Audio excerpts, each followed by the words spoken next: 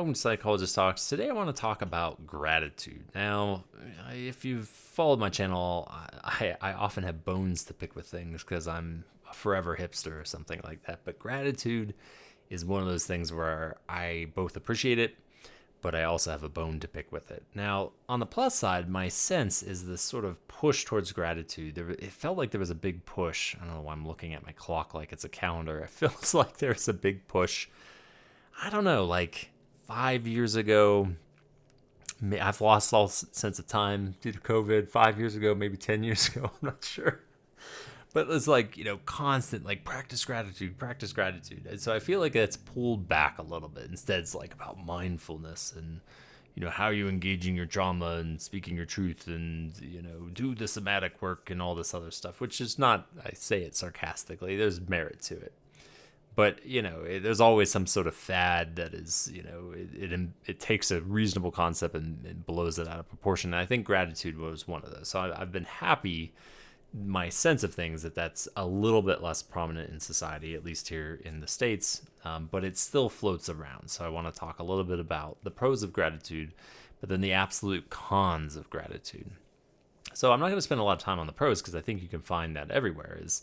When we think about how our brains work, particularly depressive brains such as mine, neurons that are incredibly reinforced tend to fire the most often. And so when we live in a mindset that is more deficit focused, it becomes very dangerous because our brain just potentiates towards that direction. Never mind if you're like me, who is depressively inclined. There's something about just like neurobiologically, your brain seems to work that way too. And so, gratitude is, think of it as like strengthening a muscle that needs working out. You need to kind of practice that gratitude because it reminds you to mindfully pay attention to things that you could feel grateful for.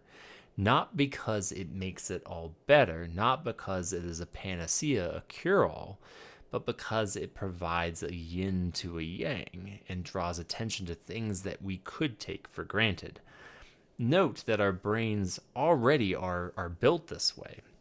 The way I often say it to folks is like the beauty of our brains is that it can habituate to anything. The tragedy of our brains is it can habituate to anything. And so when sometimes we will forget to be grateful for something because it is already known, it is so familiar, and the brain does not tend to draw a lot of attention to that which is already familiar. That is why we advance so well as a species, is like we can always just put aside the things that are known and understood so that we can focus more on the most necessary things in front of us. That's also a survival mechanism too. We need to focus on what is most salient and important, not that which is already known. And so that flexing of the muscle is particularly important, especially in cultures of excess and leisure, because we can lose sight of the things in front of us that if they were stripped away from us, we would suddenly, in retrospect, have been so very grateful for what we once had. And that is the benefit of gratitude.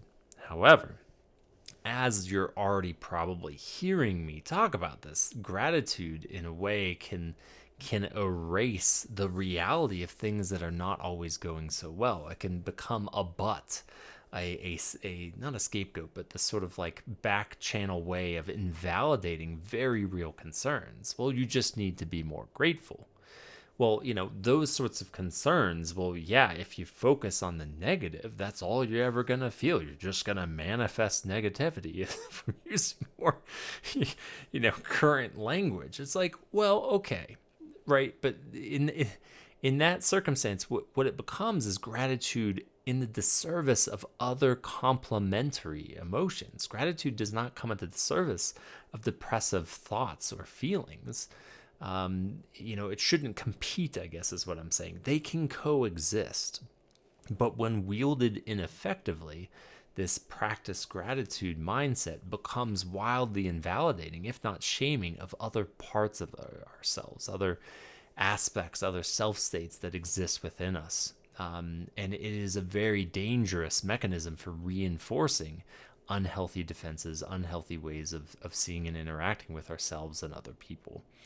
And so, like all things in moderation, gratitude can be a very helpful thing, but it can also be, using another overused term these days that I'll collude with, it can become a very toxic thing. Oh, is that what I'm going to name this episode? Toxic gratitude. Just keep drawing in the views by using my tens and tens of views by using the word toxic.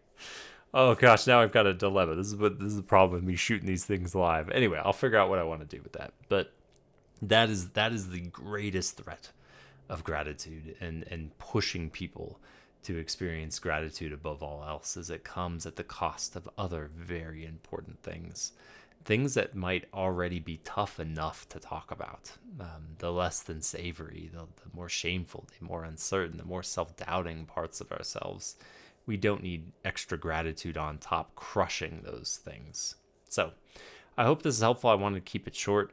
Remember, it's all about balance. Gratitude by itself is dangerous, but when it is interspersed amongst other feelings and other parts of ourselves, it can do a wonderful service to us and in our day-to-day lives, and how we appreciate and are mindful about the things that we do have, even when things are not so great. So, curious of any thoughts or reflections, always welcome to comment. But otherwise, I thank you for listening and watching, and as always, stay curious.